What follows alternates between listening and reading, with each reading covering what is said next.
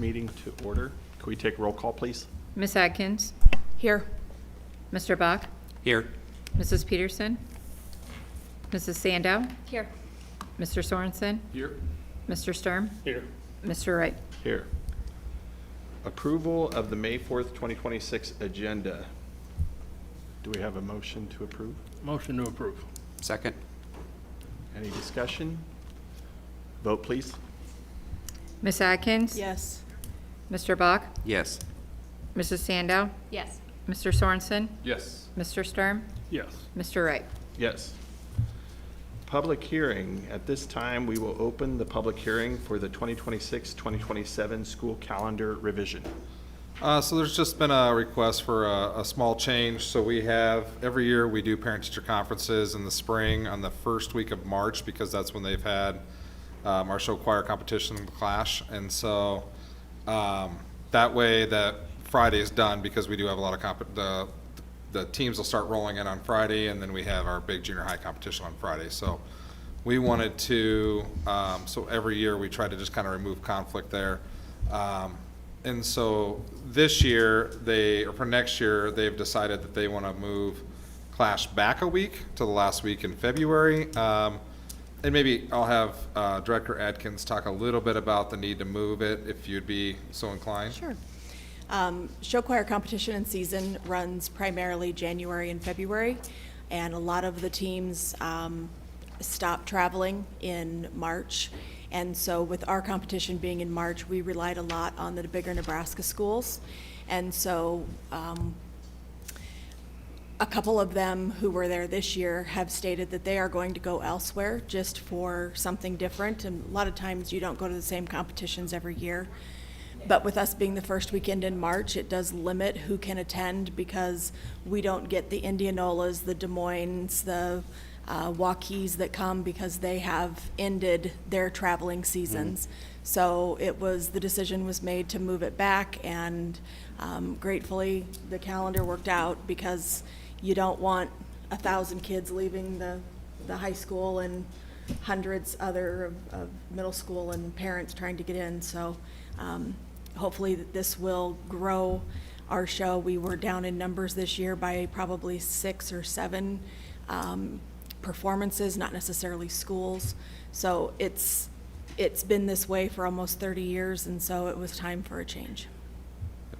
So with that said, I reached out to the principals to see if they had any issue with moving back conferences a week, and nobody had any issue. So that would be what my recommendation is in order to do that, in order to change the calendar, we have to have a hearing, and you guys have to approve it. So, any other questions? Do we approve it now or at the end? Oh, no, you'll approve it during the action items. This is just the hearing part. Does anybody in the audience have any suggestions about the calendar? No? Okay. But you do think it'll increase the participation? So the weekend of Clash this year was March 6th, 7th, and on March 8th, the master list went out. I believe it was the 8th, went out for showchoir.com 26-27, and Mr. Palou already had several requests from schools that had not ever been to Clash before. So hopefully, I think it'll be a lot of schools have said they love to end their season with us. So, and we've just had really good luck with schools and attendance, but people are just starting to travel elsewhere, and we want to join in where we can still get some of those Iowa schools at the end of February. And so this is the calendar. So the only thing that changes, again, is just we moved conferences from this week to this week, just back 1 week. So it's still the end date of the 21st, right? Yep, everything else stays the same. Okay. So there's no public comment regarding the school calendar? Okay. All right, then we will close the public hearing portion at this time, and we will move on to commendations, good news. Okay, so we have several things. We had a couple 2026 Governor Scholars, Asher Rodenberg and Sam Okerbloom. That's a pretty awesome accomplishment. Do we typically have a couple students every year that get the Governor Scholarship? Yeah. So that's awesome. We had a Junior Academy of Sciences State Fair. Logan Wilbur qualified for the National Junior Academy of Sciences Fair with the Zoo Academy Research Project, Angry Birds. So a member of the Zoo Academy is a partnership we have with the Omaha Zoo, where we send a couple students over every year to basically take classes, and that's where they go to school. So it's pretty awesome partnership. We had our second grade musical, and this was Miss Jacoby's final musical. Trying to get her in the works to maybe be a consultant for us moving forward, especially with 2 new teachers at the elementary. So it may not be her final performance, but as a teacher, it's her final one before she retires. So second grade did E-I-E-I, Oops. So I got to watch them during the day, and it was pretty funny, pretty cute. So, but am I missing something?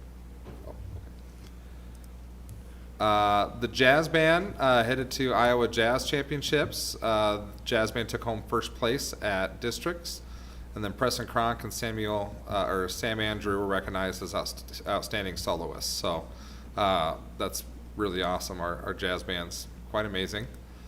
And then finally, we just got news of this today. So we were just named. The high school was named a PLTW Distinguished High School. And actually, Mr. Vinchattel, do you want to kind of elaborate on what it took to get that distinguished? Yeah, so some of the factors they look at are retention numbers throughout the program, and then, maybe like stand up there. Yeah, talk in the mic, because we do have. Sorry, people I watching. put you on the spot. Since Yeah. you were here, I was like, oh, that's perfect. Yeah, and we just found out this today. I can't tell you exactly the number of consecutive years we've been honored this, but it's something we try and go after every year. It has to do with the number of courses we offer, the amount of programs and selections that students can like actually work through an entire program in, and then they look at retention rates, and then they look at test scores through Project Lead the Way, because they take a end of course assessment, could potentially be offered for college credit depending on the course, and so they look at all those factors. Generally, and I couldn't speak to this year exactly because again we just got this today, but we are generally one or possibly 2 schools in the metro area that have ever earned it. And usually Iowa has no more than 4 high schools, so it's a pretty nice honor. Yeah, for sure. Sorry, I would have been more. Coming from the guy who Thank kind you. of started Project Lead the Way for the Yes. district, huh? That's right. Yeah. Okay, and that's about it. Any other commendations, good news? We had a student bowl at 300. We had a student bowl of 300. We did. Wow, That's awesome. that's impressive. Yep. I could Bra- do that over like 4 Braden games. Hodwalker, right? Yep. Yeah. Yep. Give me 4 games and I could get it to 300. So, This snippet is on Facebook. Yeah. And he was, He was ecstatic. Yes. ecstatic is an understatement. oh Last, man. last week, there was a kindergarten performance. Miss O'Connell did a great job. of She was, getting the kids yes. all ready for that, and really Yep. cute, and the kids did great, so. Yep, and then they had, the week prior, or the same week, they had, Monday night, we had a junior high vocal, concert, and it included the Titan Trebles, Miss Stevenson has a little, 3rd, 4th, and 5th grade group that does Titan Trebles, or just 4th and 5th grade, so they jumped up and did a performance with the middle school, so that was always fun to watch too. And if you're looking for a concert, tomorrow night is the high school end of the year vocal music Yep, concert. and then we have the band concert next week, so. Season of concerts. All right, we will move on to comments and suggestions. So this is the first portion of our meeting where we offer the floor to anybody here that would like to address the board. Do we have anybody that would like to speak tonight?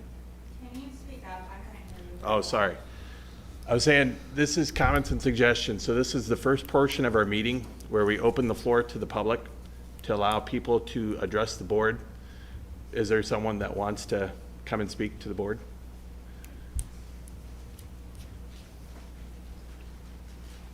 And if I could just have you say your name and then, Okay, I'm Carla Baker. As you probably already know, I'm Hayden Baker's mother. It has been brought to light that I'm not the only one that has been through battles within the Lewis Central District when many schools, not just limited to small schools, but Thomas Jefferson included, have had no issues honoring students' accomplishments that were taken too soon. The students driving the Save the Seat initiative were not trying to ask to glorify death. They were asking to honor the students that have worked just as hard as the other students that are still here.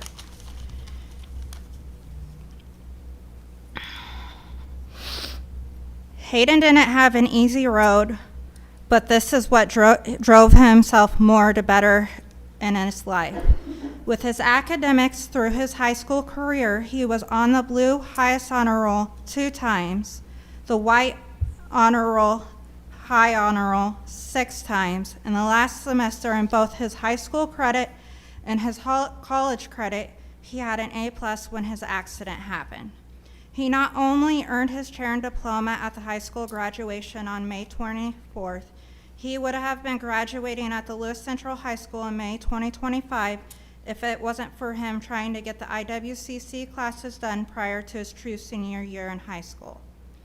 To touch on the timeline and clarify what has happened through all this without a policy in place is as follows. On October 18th, the accident happened. I called Mr. Vosek as directed to do so on February 3rd in regards to graduation planning, after I was finally ready to discuss my wishes, as I was personally okay with, as I struggled with my grieving process.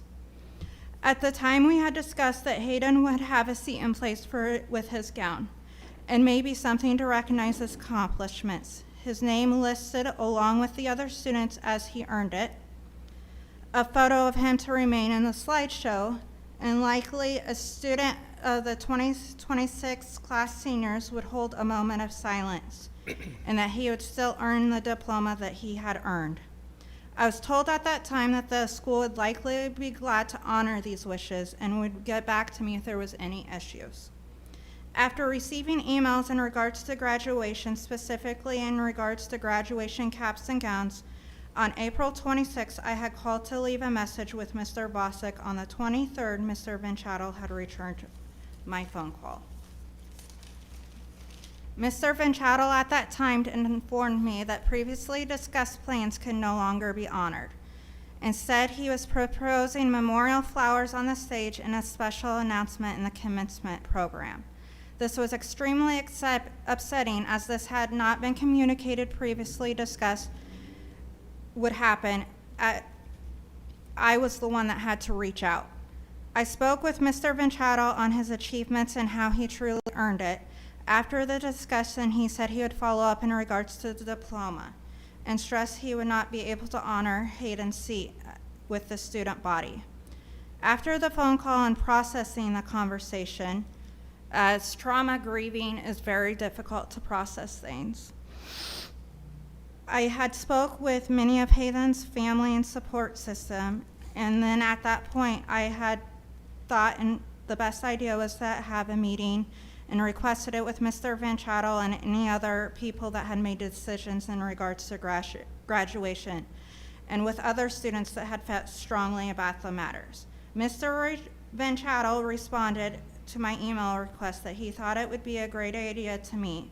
I then confirmed a time that worked best with all parties, with having no objections to others joining me. On April 24th, we entered the school peacefully, ready to come to a resolution and plan to honor Hayden appropriately at the graduation that is just a month away. We were greeted at the door by Mr. Vinchatto. Students at that time were questioning where we were meeting. I had been voicing I was not sure where Mr. Vinchatto wanted us to do the meeting. Mr. Vinchatto then spoke up that he would not allow the students to join, as he then continued to insinuate that we were being controversial about it when we were trying to approach it peacefully. That everyone there was including Hayden's support system and my personal support system. He proceeded to voice the kids could email him, even though some of the students had previously discussed these wishes with him that continued to be disregarded, at least at this point it seemed to be. It was Mr. Vinchatto and Mr. Vosick that represented the school in the meeting. Mr. Vinchatto had voiced and spoke with the superintendent and thought they had came up with a resolution. At this point, I felt completely defeated and thought it was out of my hands at this point to find a better resolution. After voicing that I wanted to honor his achievements rather than memorialize them, because the last thing I wanted to do was take away from the other students at graduation. I continued to voice the need in meeting of having a seat alongside them. Then they had discussed the idea that,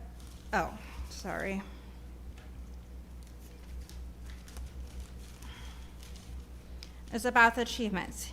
They both seemed pretty supportive of this, but continued to avoid the fact that Hayden would not have a chair with the students. In the end of the meeting, it was continued that he would have flowers on the stage to honor him, along with his welding helmet and his teddy bear with his heartbeat that is inside it, dressed in a personalized graduation outfit. I continue to see this as a memorialization, as it's completely aside from the student body. But at this point, I completely felt defeated, again, to stick up anymore at this point. We had discussed that Hayden would be listed along with other students in the commencement program in the special recognition part of the program. It would be listed what the flowers and other items represented specifically. And I stressed again that it needed to be awarded about his achievements rather than memorializing, because graduation isn't about memorializing, honoring achievements of the students. As well as his pictures would be included in the senior slideshow. At the end of the ceremony, we concluded that they would give Hayden, me personally, his diploma, and I would be taking pictures with an administration that family and friends that supported Hayden were welcome to join. After the meeting, there were discussion with students in regards to outcome of the meeting that were not able to attend. every single one of them continued to the voice to the need and meaning to them personally behind having a seat alongside them. Then they had discussed the idea of the petition and the need for the policy with my approval and full support. They then initiated. As I voiced to them, their voices deserved to be heard. A lot has come up with the petition and support, but key component is the LC student body, along with LC parents, students throughout the area, community members, complete strangers, and previous parents that have lost their children that had to fight for them as well. I responded to Mr. Von Chattel as he had been voicing to students that he did not support the initiative, and with very similar timeline I had just gave you in that email. After playing phone tag as he returned a phone call that I was unable to answer on April 30th, we discussed and clarified the timeline where he acknowledged that it was on himself, the failure on his part, that he had not contacted me in regards to the changes that they were trying to do in regards to the graduation. And then proceeded to discuss and finalize the previous plans that we had went over on 4/24.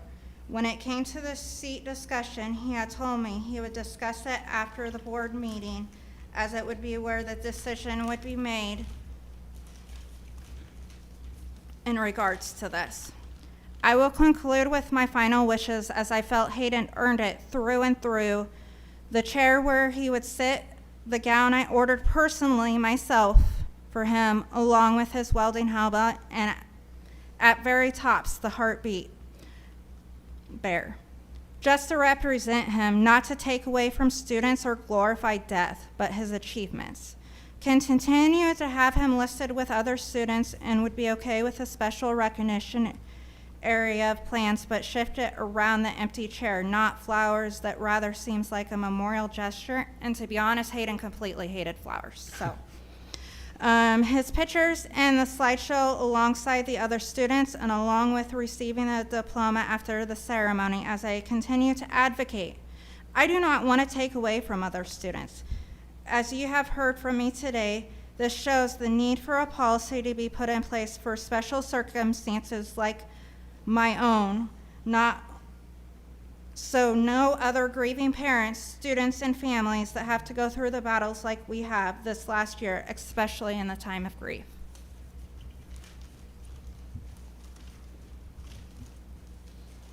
Thank you.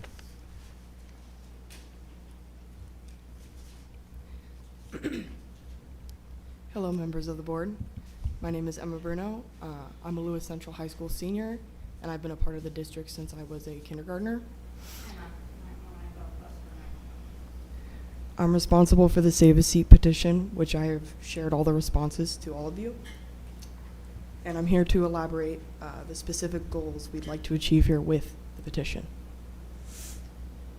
Save a Seat was originally created to embody the students' support in its cause, which is to start the tradition for students taken before this huge milestone in life to have a seat reserved in LC graduation ceremonies. In this case, we're specifically pushing for Hayden Baker, a Lewis Central senior and dear friend to me, to have said seat reserved, with hopes to continue that tradition for future seniors at LCHS.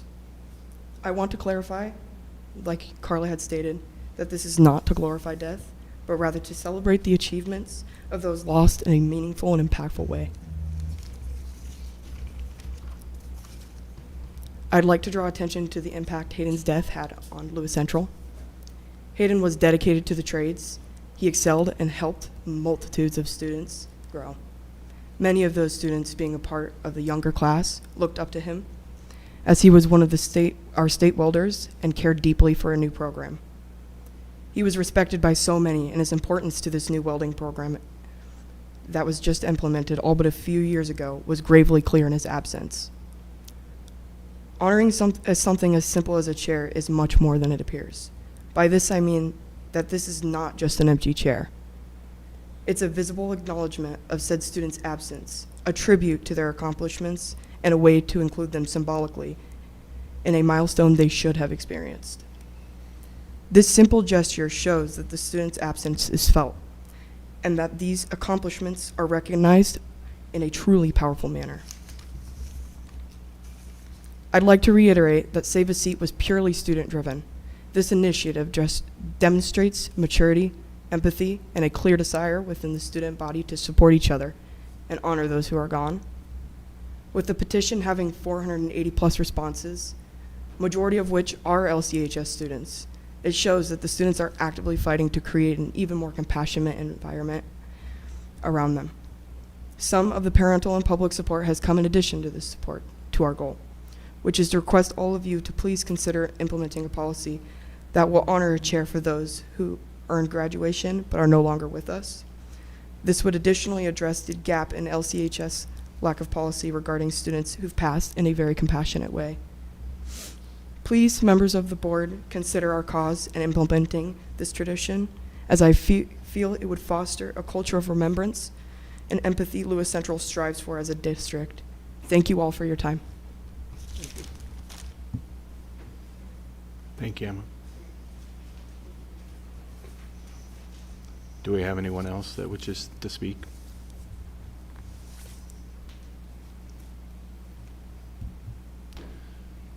I've just got a couple comments here, and normally the board isn't required to respond when someone comes and talks to us. But this hits kind of home for me. I have a daughter that's a senior, knew Hayden, knows you, Emma, has nothing but respect for you and for Hayden's family, and I'll talk louder, I'm sorry.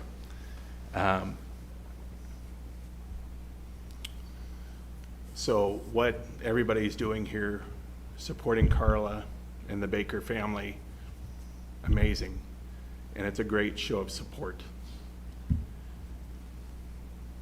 I had this conversation with my daughter, and she talked about how as a kid, you know, you're always told, be a Titan, you know, that it means more. And if anything, you have definitely demonstrated to me today that you are a Titan. So, thank you for that. In terms of the chair, as a dad, as a parent, as all of us are parents to kids that go through Lewis Central, it didn't seem like a huge request. It really didn't. It seemed like something simple we could do to honor the family. My feelings on that changed a little bit over the past couple weeks, and they changed because of a little girl named Marissa Carstensen. Marissa used to live right across the street from me. My daughter used to babysit her when she was younger. About 8 years ago, her father tragically committed suicide in their house. She happened to walk down and witness the after effect of her father killing himself. 2 weekends ago, my wife and my daughter went over to Elkhorn, where her family had moved, and at 12 years old, she had committed suicide. Decided that her life wasn't worth living anymore. To a dad, I can't reason that. I can't rationalize that. I don't understand why. And so then it made me think, okay, so what about a chair would trigger anybody? You know, what's the risk involved? And so we reached out to people. We reached out to other school boards. We reached out to, you know, representatives for schools everywhere. And they pointed to a group that we went to kind of work with Joe as to what's appropriate. You know, what is appropriate for kids to be able to grieve, but at the same time celebrate. You know, a ceremony that's kind of as amped up as graduation is, because you know you're going to be riding a high. They're getting your diploma, but then again, so are your parents, so is everybody else. And so the issue for me is, if I don't understand, you know, mentally, what causes a 12-year-old little girl to decide that her life isn't worth living? How can I say what's going to cause somebody else in that stands to look at that chair as something else other than what we have well intentions for? And that's kind of where I got stuck, because our goal here as parents, as school board, is to try to see to the safety of everybody, for all of our kids, for our staff, for anybody that's going to be there in the stands. And we've done a lot of things as a board, you know, with improvements that we've done to the school, trying to add security, trying to add additional mental health things for each building. even providing, additional spaces for alternative learning at each of our buildings. So mental health is something that we take very seriously. But the part that really killed me is that, my dad brain thinking, a chair isn't a big deal, not a big item. When we talked to that group, they pointed out very specific instances of, things that would trigger people, and a chair was one of them. And that made me feel sick to my stomach, honestly, because that means somewhere, sometime, some instance, somebody did hurt themselves because of an empty chair there, and they thought, like Marissa, that their life was worth less than how they'd be honored in death than how they were treated in life. And while I can't with 100% certainty, as a dad, as a school board member, as anything, say that that would be the case for anybody, I can't with 100% certainty say it won't. Because if I can't explain what would cause a 12-year-old to think that, I can't speak for anybody that's going to sit there in graduation going through the same thing. And so it's not a decision that I'm happy with, and I can't speak for anybody else here.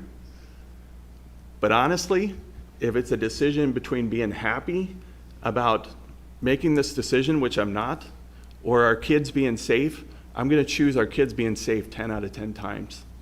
And I'm sorry to Carla, I'm sorry to everybody, but honestly, that's where I stand.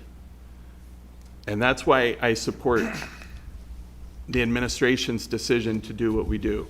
But that doesn't mean I don't want to honor Hayden. It doesn't mean any of us don't want to honor Hayden. It means that we want to do something respectful that celebrates his success. He stood here in front of us a couple months, well, how long ago was it? A few months ago, he stood here with James Schmidt and talked to us about the welding program, and we saw the light in his eyes.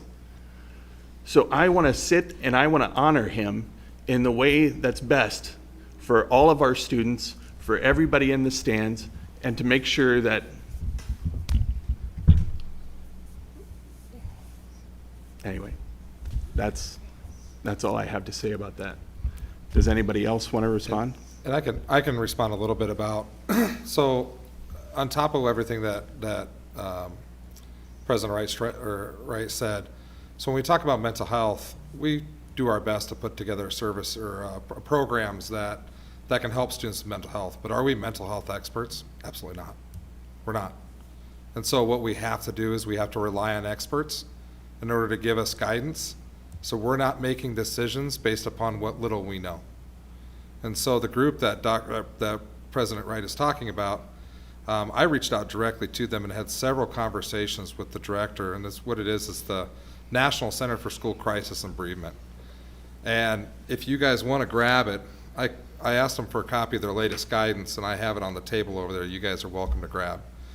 And I literally had an hour and 10-minute conversation with the director last Wednesday, and we sat down and we had a conversation over the phone about, can you talk me through this? And because first of all, we want to acknowledge that Hayden had a big impact on our school and our community, obviously. I mean, even with the petition and everything else. And like you, we want to move forward in honoring him in a meaningful and respectful way. Our plan for recognizing Hayden at graduation is consistent with what we've done in all similar situations. And I was talking to Mr. Vinshaddle in the 14 years he's been here. We've had 8 situations in which students have passed away. And in all of those situations, when it comes to graduation, we followed a similar blueprint that was laid out for the administration years ago by mental health experts. It's not, and the biggest thing, the number one thing that the guy talked about when I talked to them on the phone is he said, my number one rule is what you do for one, you do for all. So regardless of the mode of death, whether it was a tragic, a violent incident, or whether it was suicide, what you do for one, you do for all. And so that's one of the things we talked through is what have you done in the past? And I said, this is what we've done. He goes, then you do that for all. He goes, that allows you to be as consistent as possible, because what ends up happening, what ends up making it feel personal to others is when you're doing something for someone that you didn't do for others. Then it becomes personal. And that's not something I ever want. I don't ever want people to think that we're making personal decisions based on kids. And I tell you, in Missouri Valley, I had that same situation. I can talk about that another day. We had one very, very popular student pass away, and a month and a half later, a brand-new student commit suicide. And we did not treat them the same. And to this day, I kick myself because of it. And so, having the conversation with him and having him spell out his guidance to us, you know, having him lay out that the small memorial on the stage, a note in the graduation program, having his picture in the senior video, having his name read and his picture shown at graduation, and even doing the posthumous diploma ceremony, all honors his accomplishments. I asked him to put together, you know, and he's steered me to this, so I'm just going to read what it talks about, you know, minus there's a point in here on suicide too, but I'm just going to read on here. And just for a side note, the guy that I was talking to, he's dealt with his entire career. He spent 20-some years dealing with school crisis and bereavement. And this is all he does. So he works out of a partnership with USC and the Los Angeles Children's Hospital, and he's the director for this program. And so he's worked with students from Columbine and Uvalde, and he's worked with similar situations with students who were killed in accidents or cancer, or who passed away for unknown reasons, or for who are missing or died of suicide. Like, he kind of goes through all of this. And I mean, thousands and thousands of situations. And this is what the guidance specifically says. The use of an empty chair at graduation ceremony is not recommended. While it has been promoted by some as a means of remembering students who died, it focuses solely on the absence without conveying anything about what the student had contributed when alive. For someone who passes away because of a violent death, an empty chair may cause students to focus on the way the person died rather than how the person lived. As such, it can be an unwanted distraction for students during an event intended to be a celebration of the nearly, and I ended this part, of the nearly 240 graduates and their accomplishments. So as an administration, I respect you guys tremendously. You know, to stand up and do what you believe is right and to advocate for what you believe is right. I respect that, and you guys have spoken passionately, and that passion reflects how Hayden meant, or how much Hayden meant to this community. At the same time, in moments like this, you know, it's important that we rely on established expertise to guide our decisions so that supporting all students in the most thoughtful and appropriate way is possible. And again, I included this guidance over there. You guys please take a copy on your way out. So, just to kind of close in my statement, there's a lot of decisions that we have to make daily, and some are much easier than others. And in all of those decisions, you want people sitting in these seats to make decisions that are based on expert opinion, not based on feelings. And because that helps us make the best possible decision for all involved. We start making decisions based on feelings, and we're going to make decisions that are more impactful on some than on others, in a positive and in a negative way. And so that's you know, again, I appreciate everything you guys done. I'm going to read through the comments and everything else. When it comes down to this decision, the recommendation I have to make is to go with the experts. Can I speak I- on that? I'll go ahead. I'll wait.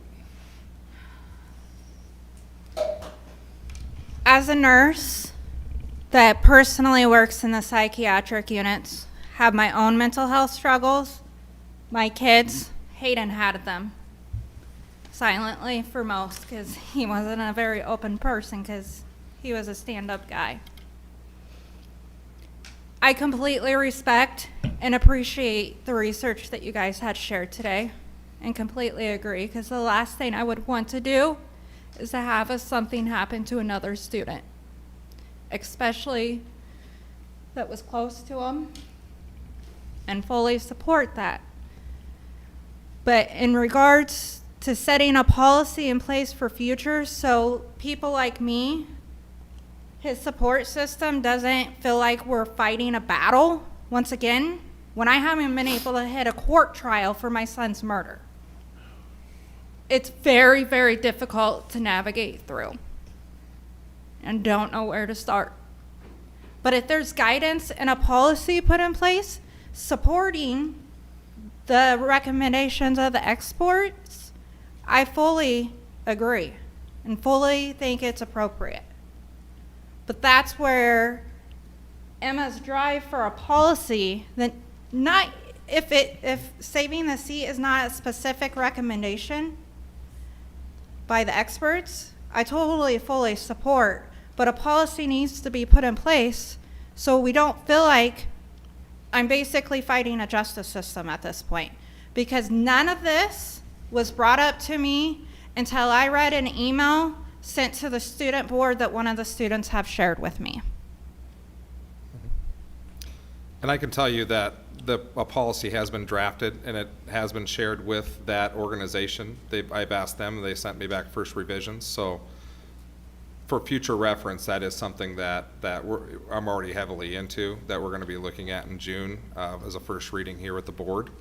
Because it does talk about, there's a lot of other things besides graduation. Graduation's just a tipping point. I mean, that's just one action, right? There's memorials, there's candlelight vigils, there's fundraisers, there's a lot of other things. There's what they call a living memorial and then a long-lasting memorial. There's purchasing things, there's plaques, there's all sorts of things that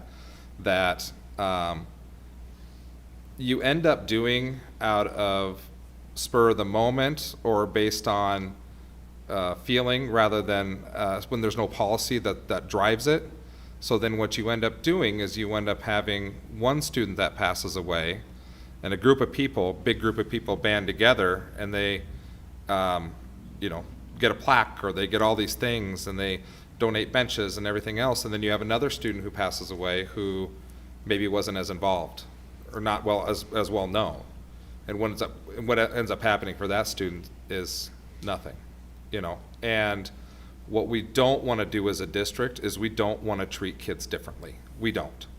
We want to treat them all the same. And so having a policy in place to ensure that we're being consistent and to ensure that when people reach out, it doesn't feel like a personal, I'm sorry if you felt like it was a personal, we're doing this personally. In contrary, we try to be consistent so it's not personal.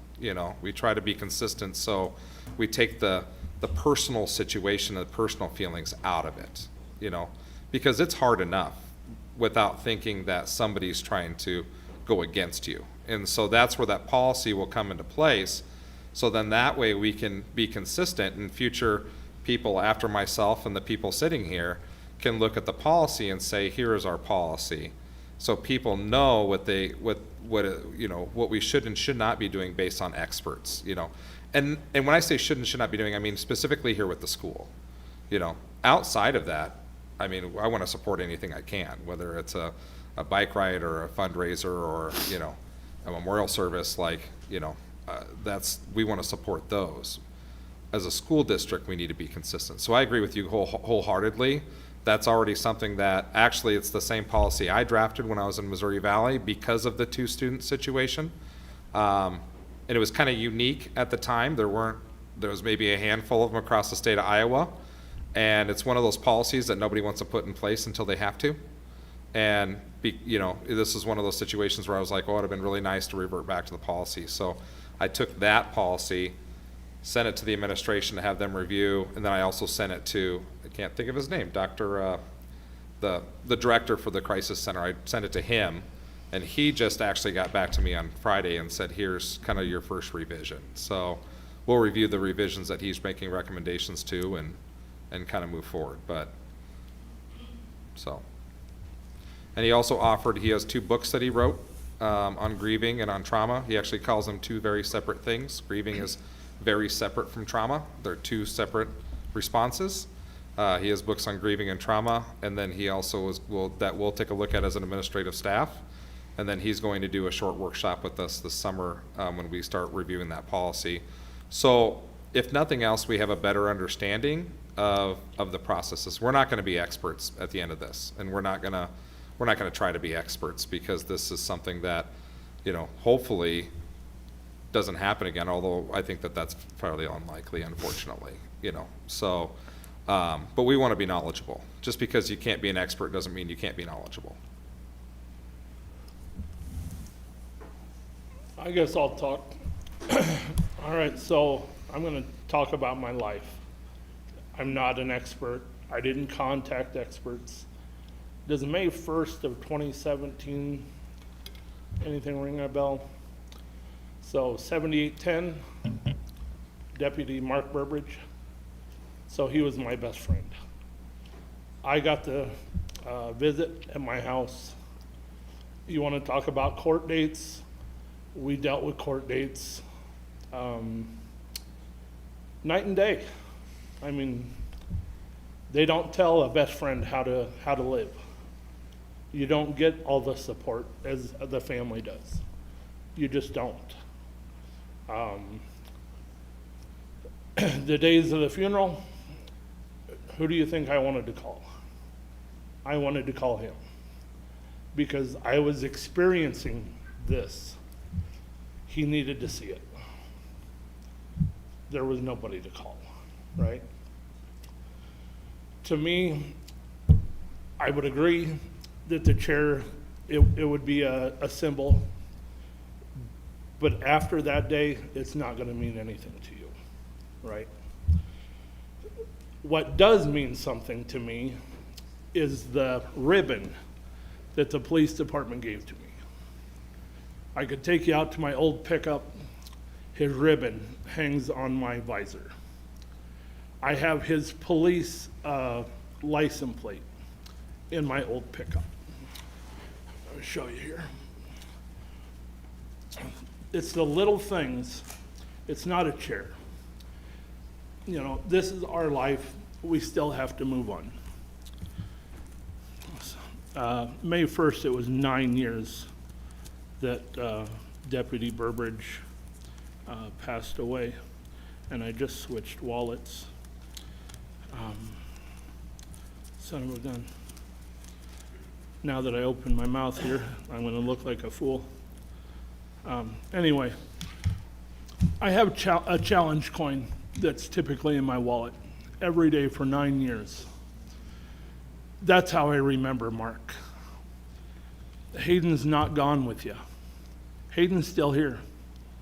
Hayden's everywhere you were at. He's going to be at graduation. He's going to be sitting in your class. You know, if you want to talk to him, speak to him. Like I said, I'm not an expert, and it's a son of a gun to get through. Coming from the bottom of my heart, I would 100% support giving every classmate a ribbon or something, you know, or if he had a welding jacket, like a favorite welding jacket that you're ready to part with, cut it into little squares and give it to the classmates. Like I said, I was honored. I did the last ride in my old pickup, and yeah.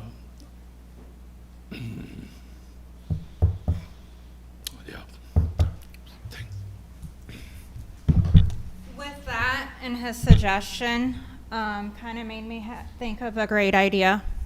As many of you guys probably know, he was an organ donor. He's still living on. He has saved at least 4 lives that I'm aware of as of right now. In a year from his accident, I'll know those lives that he saved. With that being said, and you speaking of something that represents him, what would mean a lot is if the students could wear a green ribbon or be given a green ribbon.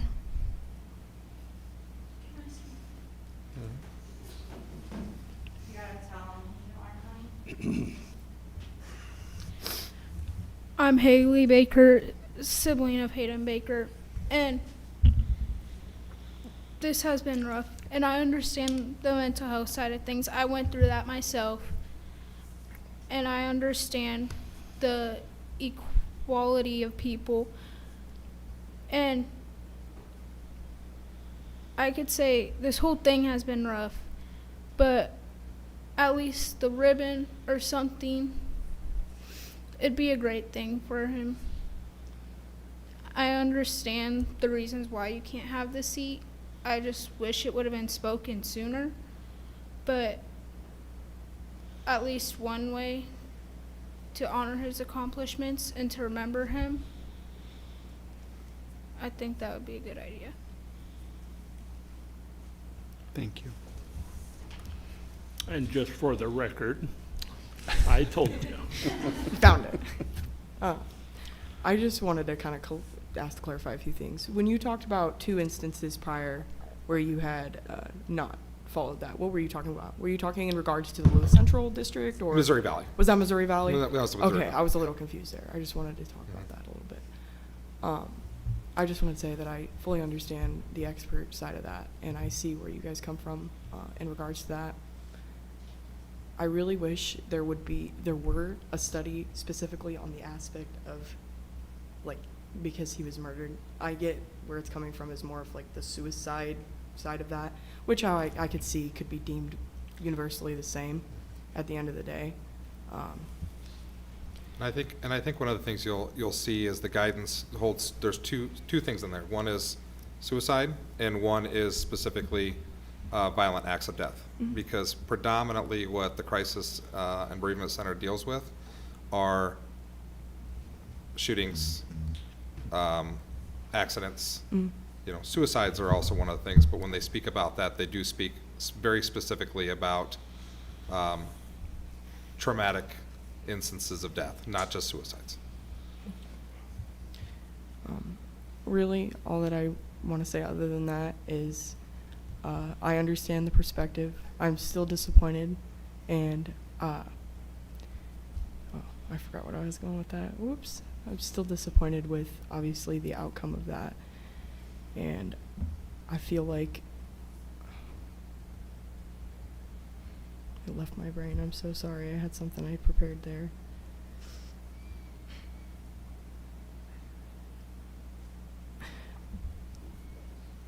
Yeah, I'm sorry. It left my brain. My apologies if I cut No, you off. it's okay. I just want It- to clarify that, so. Yeah, if it comes back to me, I'll come back, but I don't know if it will. Thank you.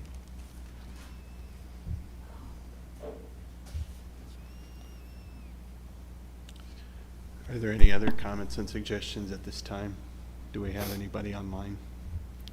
I hope that someday when I leave this mortal earth, that I have a support system that I leave behind who loved me the way you all love Hayden.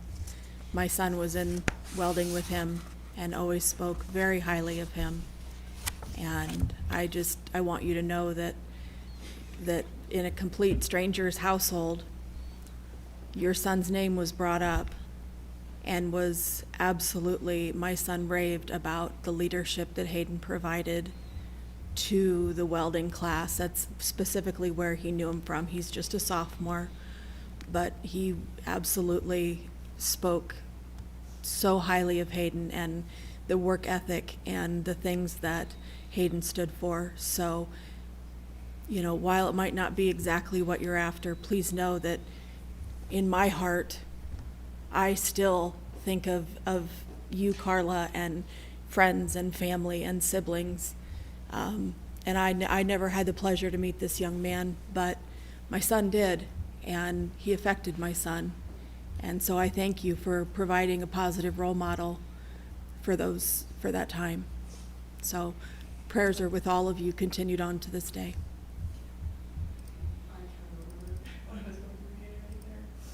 All that I really wanted to say was that I felt where it was coming from, and it disappoints me because when you show a life as weak, you need to have a celebration like that.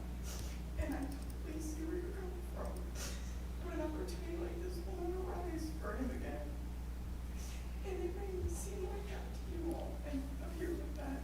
Feelings regardless. I've fought it off a lot.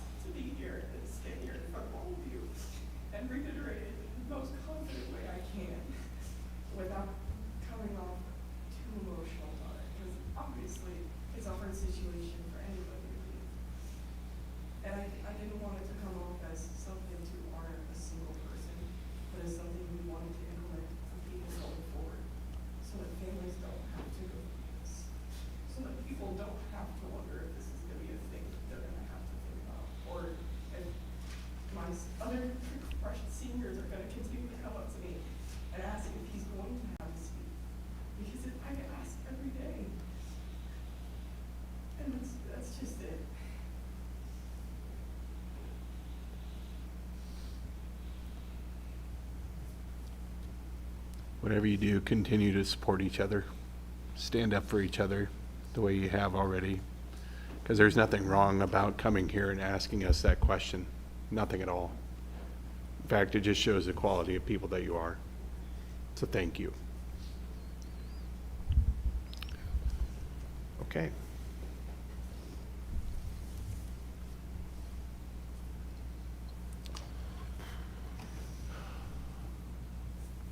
Any other comments and suggestions? All right. Is the ribbon something that you would like to do for your brother or your friend? Is that something you would like to do? Sorry.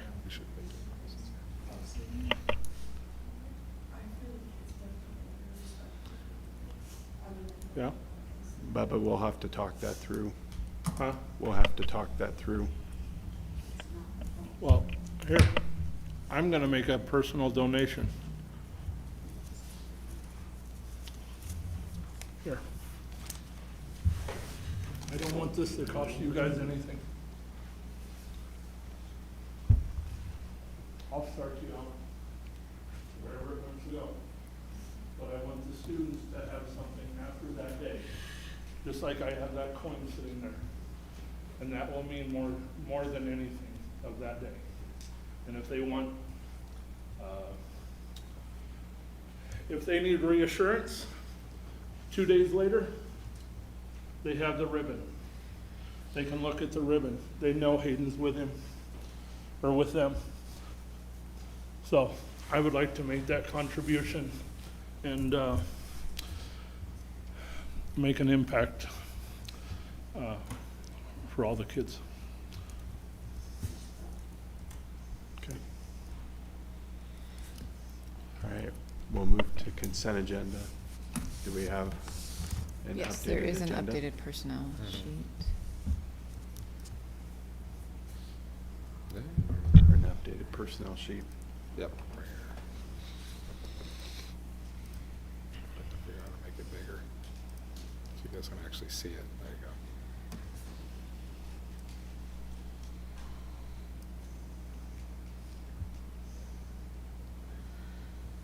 My old eyes, thank you.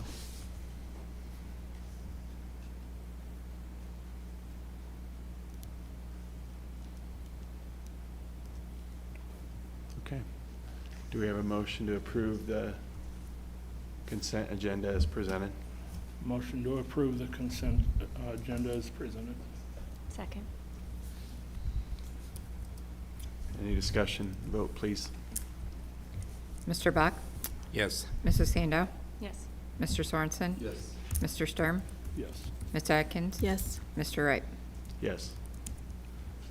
Reports, 7.01, facility project updates, project advocates. Yep, I'm gonna invite Mr. Brett Wallace up. He's gonna give us a quick report.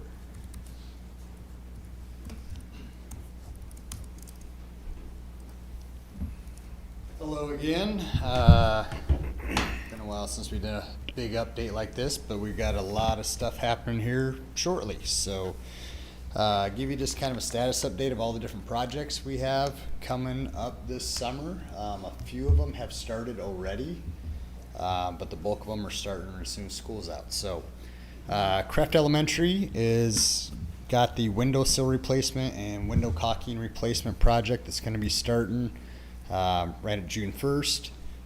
KE Flex Construction is the general contractor on that, and I actually have, they're one of my last pre-construction meetings to have, which I'm doing Wednesday after school with them. Titan Hill, the geothermal supplement project is essentially complete. Currently the system is going through final commissioning and testing just to make sure all the valves and programming and everything works as it's supposed to.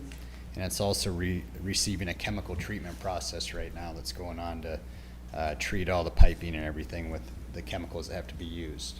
The system is operational, and we'll start assisting the school as needed here when it calls for it.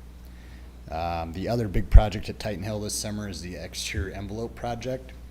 That's the one where we're going through replacing all the exterior door frames, window frames, and then also doing some brick repair, caulking, fixing the steel lintels above the large sliding doors into the pool. So we've had our pre-construction meeting there, and then also on the 22nd, I believe, of April, we had a staff coordination meeting for that project. So we brought in the admin, the LCLC people, and the pool staff just to kind of talk about what to expect coming up through the summer and how to interact and make sure everybody's aware of what's going to be happening there. So it was a really good meeting to have. The middle school, 3 large projects going on there. The parking lot replacement project, we're going to be starting that on the 28th of this month. So essentially the day after the teachers leave, we're going to get right into it and start pulling the parking lot up. You will probably see Mid-American Energy here on the 26th to pull out the remaining light poles that they actually own by the softball field. That'll be an entire summer duration project essentially. And today we actually took delivery of the new light poles that we need, and they're on site already. The athletic building project has started. We got our city permit Tuesday last week. Interior demo is essentially complete, and tomorrow you should start seeing the exterior siding and everything of the existing building start to come apart. We're not going to pull up the parking lot section and start grading until that exterior demo is done, just because they need that access to get the siding off the walls and everything. Other good news on that project, the insulated siding panels for the existing side are slated to deliver early June, and the building kit for the addition side is looking to deliver the first week of July. So those are really good updates to get. Middle school remodel. This is the large 1.5-year phased project, heavily done in the summers, but then during the school year we'll be kind of working our way through the classrooms and utilizing the swing spaces. They're starting to mobilize now, set up kind of their temporary fenced area in the back. They've done some exploratory work on the stair foundation, the stair expansion. The primary power lines running out of the transformer happen to run underneath that new stair tower expansion. So we did some hydrovac exploration where we sucked the dirt out of the ground and not have to dig to find exactly where the power lines are. It looks like everything's going to work okay for us, so that was kind of good news we got. Phase 1 will start May 28th. And we actually, a couple weeks ago, had a meeting with the entire staff, including all the teachers at the school. And we just presented them the phasing plan so they kind of know when their areas would be affected, and also talked about packing procedures of how we'll relocate their room and what's expected of them to do, just so everybody's prepared. So that went really well also. The high school, let's see, 6 projects there. The weight room wall removal project actually started today. They got in there today, started pulling the electrical apart in preparation for putting in the shoring post and columns, and we'll start building the temporary wall before any heavy demolition is start. So probably won't see any blocks starting to come out till next week there. The roofing project looking to start on June 1st. I actually have, that's one of my final pre-construction meetings. I have that tomorrow with the roofer, and we'll be meeting also with the people doing the addition and secure entrance project, just because we have to coordinate a little bit of work between the two of them as they need to access the front of the building. LED light replacement project, we had a pre-con Wednesday of last week. Work is looking to start on the 28th of May on that project, and kind of the workflow we'll do with that, we're going to start in the 2-story area, just kind of finish, I'm going to call that the west side of the building, get that done. Then we'll start working through the the back hallways, the office area, through the cafeteria, and then down through the D wing or the athletic wing. So that's looking to go pretty good. Mechanical upgrade project with Rasmussen Mechanical. Also did a pre-construction meeting on that last Wednesday on the 28th. Work for that will start on 6/1. We're going to hold them off through that weekend because of the dance recital that's going on, and we're going to lose partial air conditioning for a while in the building, and we didn't want to inconvenience that, so they're going to start the Monday after that recital. I was just going to ask you about that. Yeah. Okay. We knew about it early this year. Air handler 1 has been delivered already and is at their shop, and then the rooftop units 1 through 4 which are kind of the gym wing rooftop units. Those have a delivery date of the first week of June, so everything's timing out really good for when we need them. The addition secure entrance project, we've worked with Joe quite a bit on this. They've got a move-out plan for the offices, essentially over Memorial Day weekend. The plan is to kind of have the teachers packed up and moved out so that even though teachers are still there for 2 more days after Memorial Day, they're going to be turning over the office area to the contractor on the 26th of May. So they can start punching through the wall and getting all the structural work done and start moving in to tie in the remodel into the existing site. And then kind of the final project that I've got here is the storage under the bleachers project. That is submitted to the city for permits. I've heard back from most of the building department with not really any major issues to concern us, so I haven't heard from zoning yet. So hopefully that goes well. So, but that's kind of the quick brief overview of the 13 or 14 jobs that we've got kicking off here shortly. Any questions from anybody of anything particular? For that storage under the bleachers, once we get permits for that, what's the timeline on that again? I'm going to refer to Brent on that. I don't know if you ever saw any delivery dates, or we're kind Yeah, of piecing that one it's like together. 8 to 10 weeks for them to be delivered, so it'll be pretty close to Mid-July end of summer. when they show up, Do we have any something like that. concerns about storage of material that's currently in the athletic building? Or No, we it's already- all in the operations building right now. Okay. So it'll be, I mean, once football starts, we'll be able to give them a place to put all their once they start handing out stuff, they're gonna want a place to move it, so. Yeah. Yeah, so as soon as we get the go-ahead, we'll order and they'll come in and throw it up pretty fast. I mean, those metal building people, like those carport people, I mean, they show up and they'll be up in a day and they'll be done and they'll be out of there, and then we gotta do our installation Yeah, piece of it. The so. buildings will, when they get here, they'll look like they're done really quickly. But with the fire ratings we have to provide with some fire code issues. There's a lot of extra stuff we have to do. There's yeah. it'll seem like, why aren't you done yet? But there is a fair amount of work to do to them once they're erected, to meet all the codes we have to. I know we talked about at one point, the entrances to the athletic, field.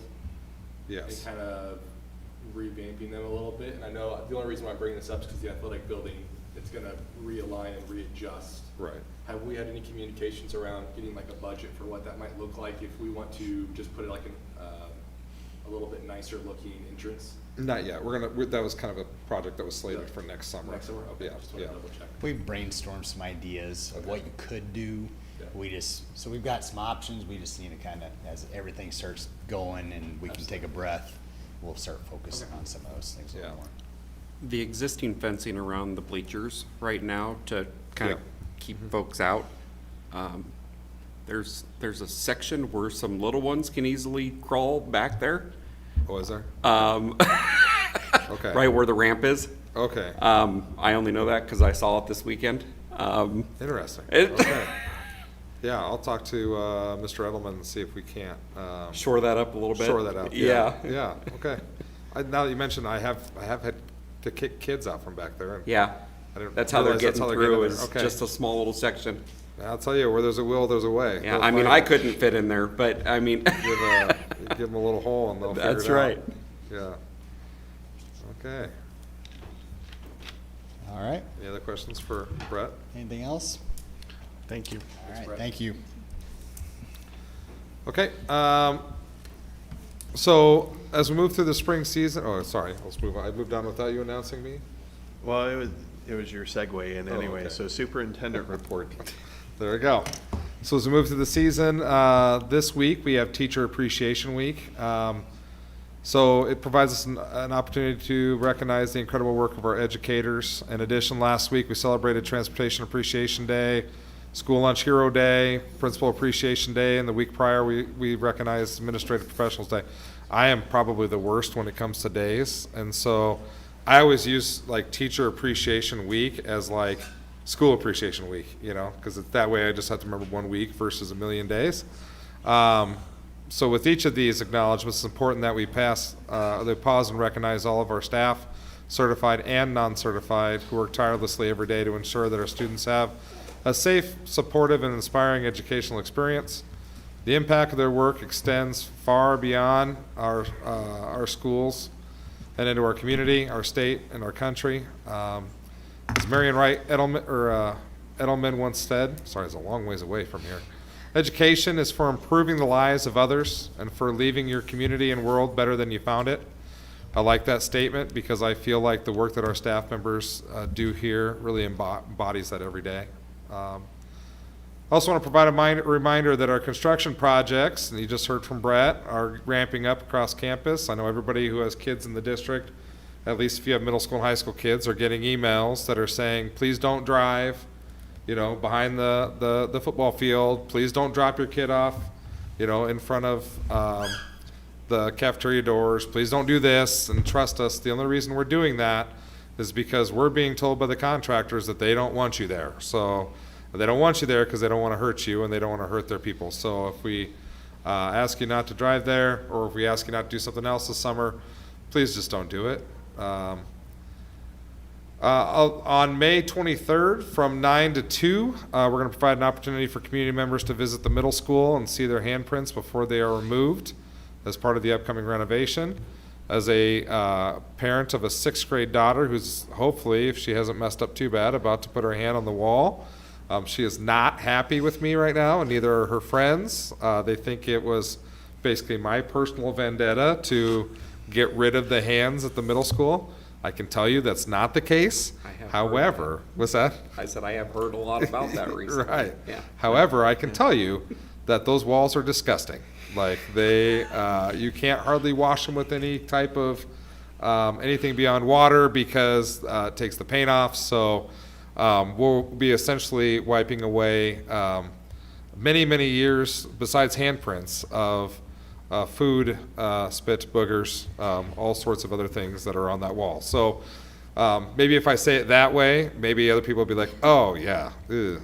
Okay, go ahead and get rid of them. So we do have, I know Emma has worked hard to take pictures of all the different sections of the wall. So we're trying to write down the names and the dates. And so if you can't find your hand, or if you missed the day and you want a picture of your hand, let us know and we'll try to track it down for you. So Do we have plans of continuing some tradition? We do. To recognize those individuals? And without speaking too much, I believe the idea is to have 3 sections of wall, 1 for each class. And so like as you come in, the 6th graders will put their hands in 1 section of the wall, and they'll do that for 6th, 7th, and 8th grade.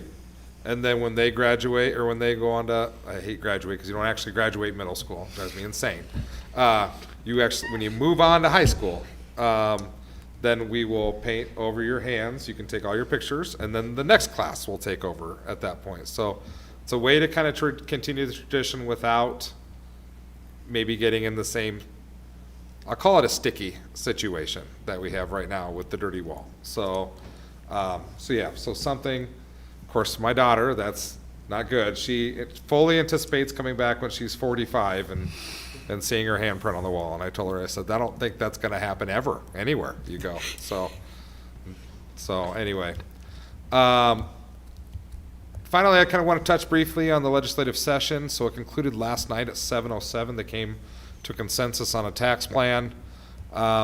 It's going to take a while for us to get, because we get reports from all the different school supporting agencies as far as just kind of a recap of what passed, how it's going to impact us, what it means for us moving forward.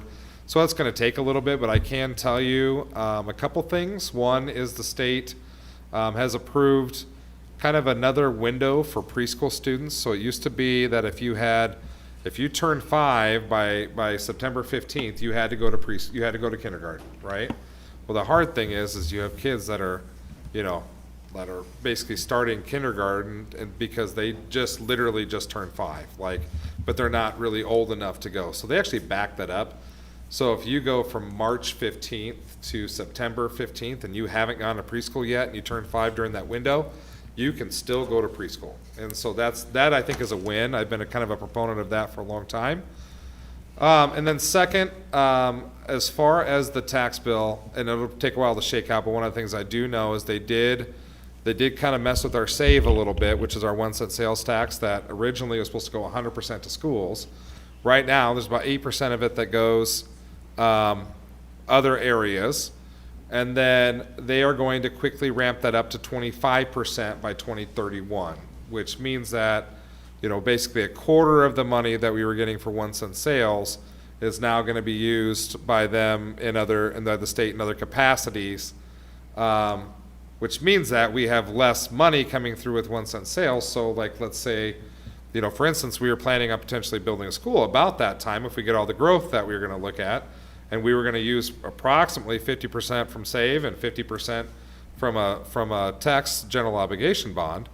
But if they're going to take more of the SAVE away, that means that the direct impact to our taxes might go up. And like I said, that's just one example. They did extend it though, because it's supposed to sunset in 2051. They did extend it 2071, which gives us another 20 years. But at the same time, it's less. So we just hope that people buy everything here in Iowa and that the sales tax revenue keeps going up so we can hopefully not feel it too poorly. But that's just an example of. Did they put any backstops in place to help schools with their infrastructure funds? No. No, they can't do that.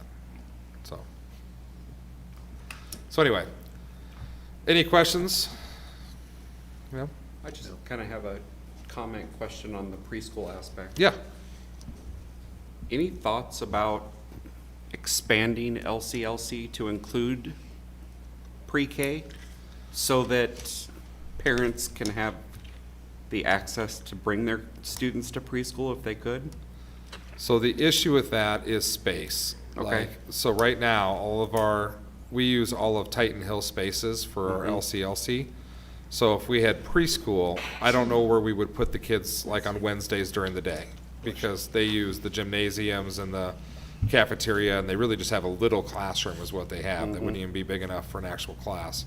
So I don't really know what they would do with it. It also really messes with our ratio. So with above the age of 5, we can have a 1-to-12 ratio. And if we have even one student below, now it bumps us to a 1-to-8 ratio. So we would have to hire a lot more staff if we're going to bring in those students. So if you have like one 4-year-old and a bunch of 10-year-olds, it's 1-to-8. So it messes with our ratio, and then space-wise, it's tough. So Okay. that's why in the future, if we ended up building a new school that we could have a dedicated space for a daycare, then you could potentially look at, having a preschool LCLC program. Right. But right now, that's not really feasible. Yeah. Yeah. Would that be in conflict with the current preschool program?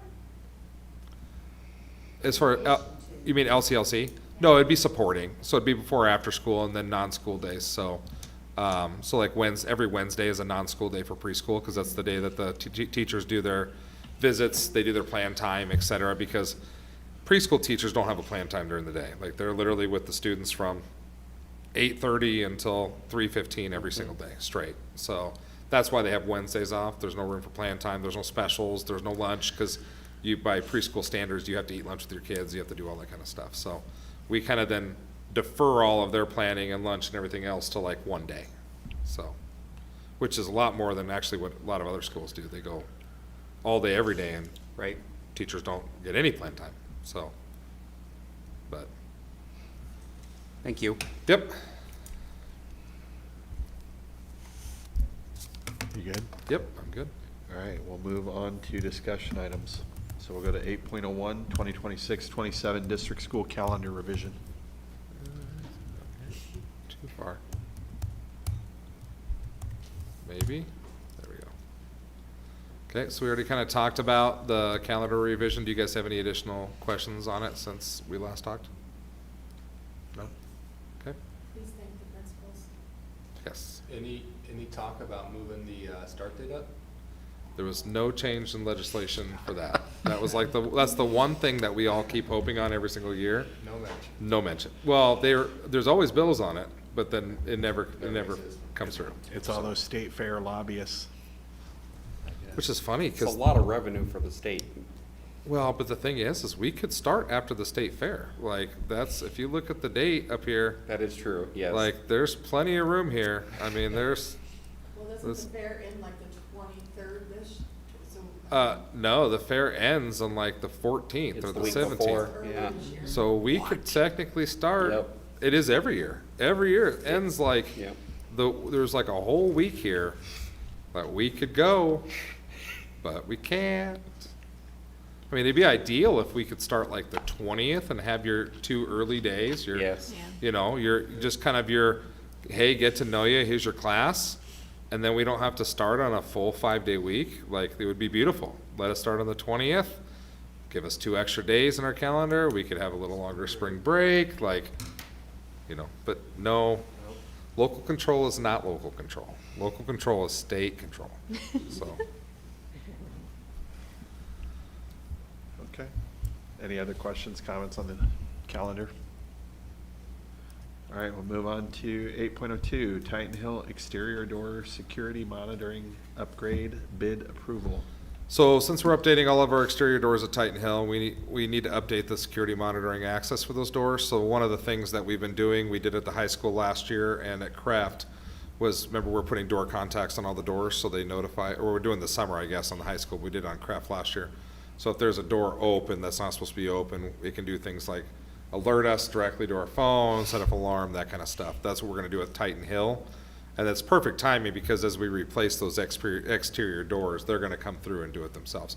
We did not work this into the exterior door bid because quite frankly, we've worked with Prime long enough, we know what they do. I don't wanna have to pay a contractor fee on top of what we're just gonna pay them direct, so. All right, any other questions? Okay, we will move to 8.03, Middle School Exterior Door and Security Camera Upgrade Bid Approval. So same thing, middle school would be our last building that we have to kind of upgrade. This will be for our exterior doors. Now, things that, obviously, if they already have a keyless entry in place, like, we're gonna reuse it. We're gonna reuse the wiring and everything. This is for all the doors that don't have it. And then we're also looking to upgrade several cameras. There's several cameras that are in here that are just in bad shape, like they're just old. Like when you look through them, it looks grainy. So, and then I think we're adding just a handful of cameras for blind spots that we currently have. Kids figure out blind spots over the years, so it's nice to keep them guessing. Any consideration for the parking lot, or is that separate? That's separate. That'll come in a separate bid along with the, we'll do parking lot separate and we'll do the activities building separate. Okay. So we still have those 2 spaces yet. They're still figuring out the license plate reader because of the 3 entrances. How they're gonna do that, that's why we don't have that bid yet. So as soon as they have that, I'll be able to bring that to you guys. So all the cameras are through Prime, so they use the similar system? for Yep, they all recording? use Genetech. They're all the same, model or, brand of equipment, so our guys know how to work with them. They know how to switch them out, so. Okay. What's so hard? Because actually there's 4 entrances. Wouldn't there be 4 cameras and? No, it's not. So the way that the cameras read is the cameras are set back on a pole and they're affixed to a fixed spot. So like they can read, and they like rear license plates is what they like because some states don't require front license plates, predominantly Nebraska. So when they come over, they might not have a front license plate. So if you're trying to catch all front license plates, you might have vehicles that are in your lot that don't have a license plate. So they try to catch rear license plates. But as you guys know, in those 3 entrances, nobody, like, it'd be easier if they could catch like 1 in and the next one was 1 out.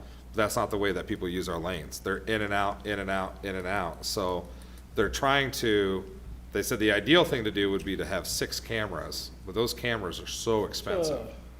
So we're trying to get away with having 3 and just trying to catch the back license plate of each one of those cars as they enter. So that way we're getting everybody as they're coming in. At minimum, you would need 4. 3 entrances. There's 4. Where's the 4th? The Bus bar? operations building. There's just 3 entrances off the highway. No, there's 4. You have the high. We already have No, the the high high school's school's already already done. installed. Oh, Okay. Yeah, yeah. So there's just three, what we call middle schools. So it's the one at the light, it's the one that's in front of the school, and it's the operations one. So the high school one's already in there. So, oh yeah, it's nice, it's pretty cool. So, yeah. All right, we'll move on to 8.04, 9.5 million, general obligation bond series 2025. So this just finalizes the sale, so there's a resolution with 4 parts. The first part is a resolution appointing the paying agent, bond registrar, and transfer agent, approving the paying agent, bond registrar, and transfer agent agreement, and authorizing the execution of the same. Next one is approval of form of tax exemption certificate, and then you have the approval of continuing disclosure certificate, and then you have the resolution amending the resolution authorizing the issuance of approximately $9.5 million. General obligation school bond series 2026 and levying a tax for the payment thereof, adopted February 2nd, 2026. And time. And time, yes. So unfortunately, somebody actually has to read that all, just like I did. So verbatim, Each individually. each individual. Oh, you're gonna vote on each individual? We have to vote on A, B, C? Yes, correct. Okay, There we go. thank you. And then Tim, we get to, All right, we got all 4 of those, right? D, oh yeah, we did, okay. We'll move on to 8.05, wrestling mat fundraiser approval. So this is something that back in August, we had a conversation, or I had a conversation with the wrestling group, and because they had said, they're trying to figure out more space, and I said, there's a possibility, an outside chance that we know we're going to renovate the wrestling room, or not the wrestling room, the athletic building. There's a possibility that I might be able to get a donation to be able to build an addition onto it, and if we do that, we could potentially move wrestling, or at least one of the groups out to the activity center. They had a lot of questions. We talked through a lot of things. They were worried about the size of mats. So originally the conversation was, will we use our mats out there? We might have to purchase 1 or 2 additional, in order to have the space.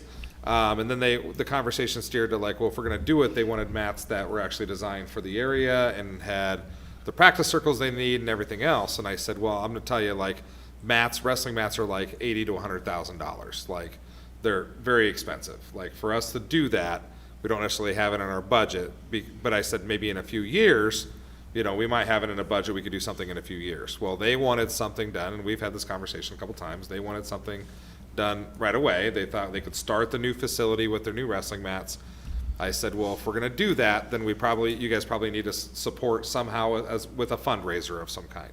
So we discussed, so they're like, yep, we don't have a problem with that. We're going to roll it that direction. So one of the things that I did in Missouri Valley was when we had our activity center, we did a fundraiser, kind of a wall support fundraiser, and the idea is that this would be like an ongoing fundraiser for the wrestling program. They can sell wrestling support. You can get your name on the wall and be a wrestling supporter at varying levels, as little as $100, and I'll show you that in just a second. You can be able to be on the mat. Oh, this is too big. I'll finish this up here first. You can be able to get on the wall. The sign would be approximately a 3-foot by 4-foot sign. It's just a metal sign. You put stickers on it as you get, like name stickers on it as you get on the wall. Cover it with a piece of like plexiglass that goes over it, so that way people can't peel it off. And then the idea is, once they have the money, they would give us the money up to a certain point, whether it's the whole 80 or the 60, or because in my mind, I was originally thinking about buying them 2 mats to be able to supplement the other mats, so I'd probably take that off. But if they can get up to, let's say $60,000, then anything raised above $60,000, because it's their fundraiser in the future years, would be what they use to put towards their wrestling program, their uniforms, their singlets, etc. And then if any other organization wanted to do something similar and have a supporting wall, they could do so themselves. So this would be, let me get this smaller here. It's too big. Oh, that's dates. There we go. So essentially, this is the fundraiser. Tradition of excellence continues. They have the teams that are going to be the team that's going to be honored in the Hall of Fame. I think it's that 2001 the wrestling team, or 2002, something like that. 2001. A lot of good wrestlers there. Yeah. So tradition, as we get ready to move out there, we're raising funds to purchase brand new high-performance wrestling mats for the facility. These mats are more than a surface. What our students ask to put them to work, sharpen their skills, represent Lewis Central. Conversation. Your contributions helps provide the mats needed for the new facility. So again, they can reuse their old mats, but the idea was they wanted to fundraise to get, some new mats. Show our appreciation, all supporters will be recognized on a supporter wall, which will be permanently displayed inside the field house, testament to the community that stands behind our athletes. So here's the supporter levels, and if you can kind of see here, see if I can zoom in. Zoom.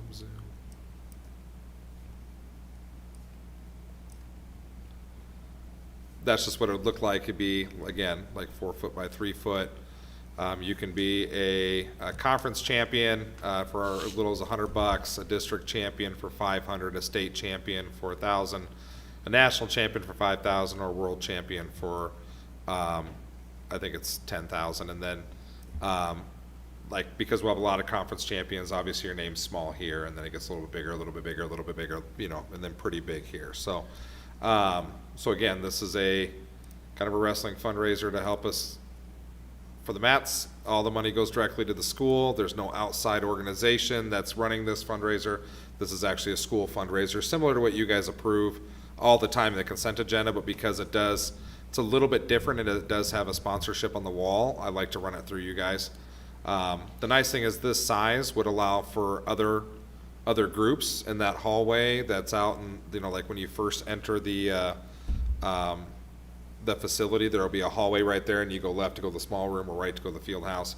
So there will be room there to be able to put these up there. So, so again, all run by the wrestling groups and their supporters. In Missouri Valley, I didn't know if we'd get 20,000 with our fundraiser, and I think we ended up getting almost 80. So that was in Little Missouri Valley. Is there a time frame related to that? There's not. No, I told them, I said, similar to the scoreboard, it took the Booster Club 4 years to pay us back. It would be something similar where, we wouldn't require them to, earn the 60 year one. It would be something that just is kind of a continual, as people give money, we put their name up. It's literally stickers. So. Have we talked about doing this for other, sports, or I don't want to limit it to just sports. Groups. I think maybe like fine arts and stuff too. I think this is something where if people start to see this as wrestling, they might wonder, can I provide funding for performing arts or for basketball, or I don't know where the money's going to go. It's going to go someplace for that program though. And they have to, when you do a fundraiser, it has to be for a designated purpose by So the state just law. have a general one. You can't just have a general one where it goes. Has to be. Now, you can say the fundraiser, this is part of a fundraiser we're going to approve on an annual basis, and the money raised is going to go towards uniforms or entry fees or whatever. It can be a continual fundraiser. You just have to designate what it's for. That's why an all school, if this one was like a sports fundraiser, support our athletes, that one really has to be run by a booster club, because we don't really know from a sporting department how we would spend that money. So you can't really do an all sports one. Plus those ones typically aren't very successful, just because people like to donate towards something that's direct. If I was an old wrestler, I want to donate directly towards wrestling. I don't necessarily want to throw it in the pot with everybody else, but I have no problem if people want to do a similar, and that's why moving forward, I would recommend that they do something very similar with a similar size, similar levels, similar, I don't want one group to have this, like a 1x2, and then one group has a, 8x10. They're all going to be this 3 foot by 4 foot, very similar. Can we manage all those separate funds within the school? Yeah, it just would go right into their accounts. Okay. So it's the same. They all do fundraisers right now. It's all the same stuff. I know, but does all of it actually go to the school? Because aren't there a couple that are kind of outside It depends who fundraises. So if the teams are fundraising, it goes to the school. Okay. If it's like their booster club or a youth organization or something like that, then it goes to their own organization and then they donate money back. So this would be a team or a extracurricular or a club. This would be operated the same way. They all have their individual accounts that are associated through the activities fund. So.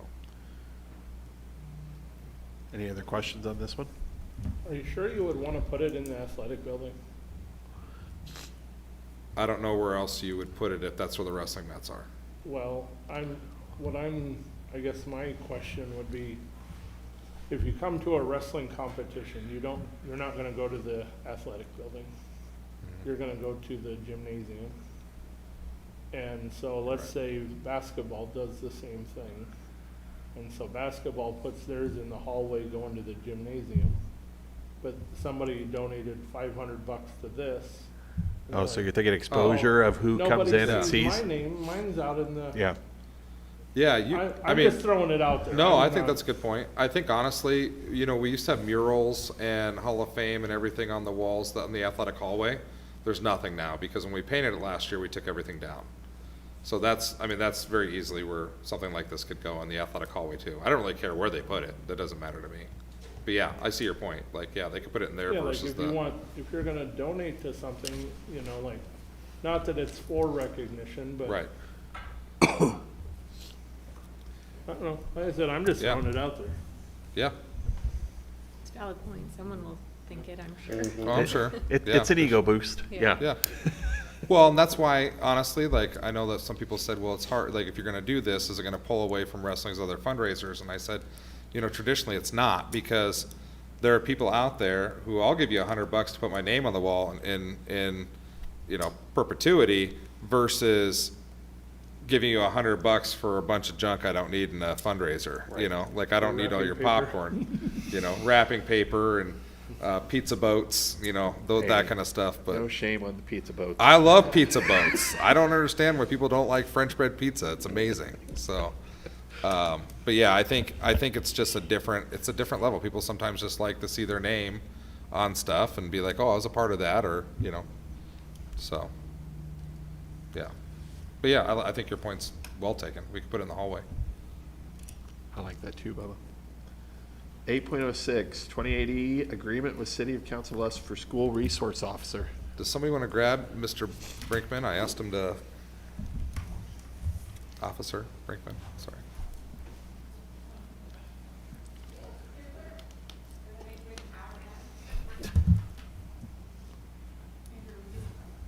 Yes.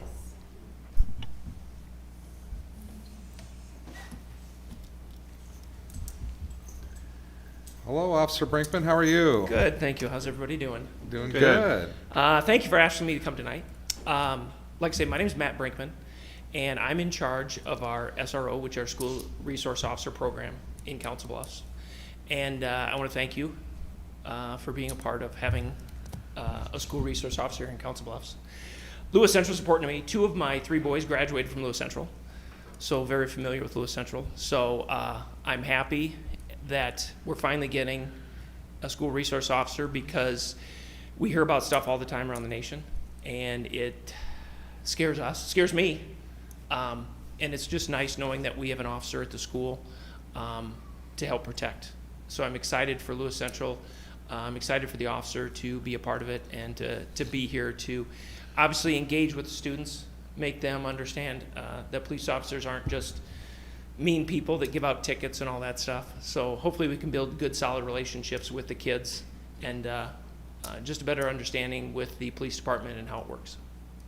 So if you guys have any questions for me, I will gladly answer anything that I can. What's the general timeline for hiring, finding that right officer for us, kind of?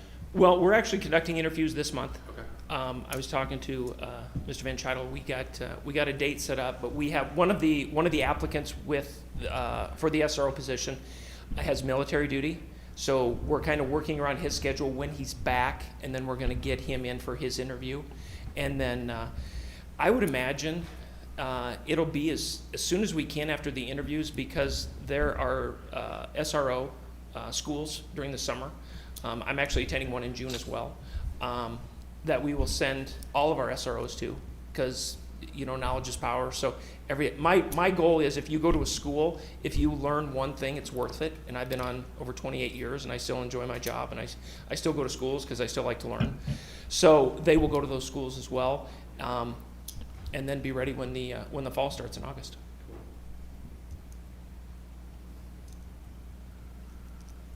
Speaking of which, since we have upgraded our cameras in the school, did we upgrade our licensing for the communications?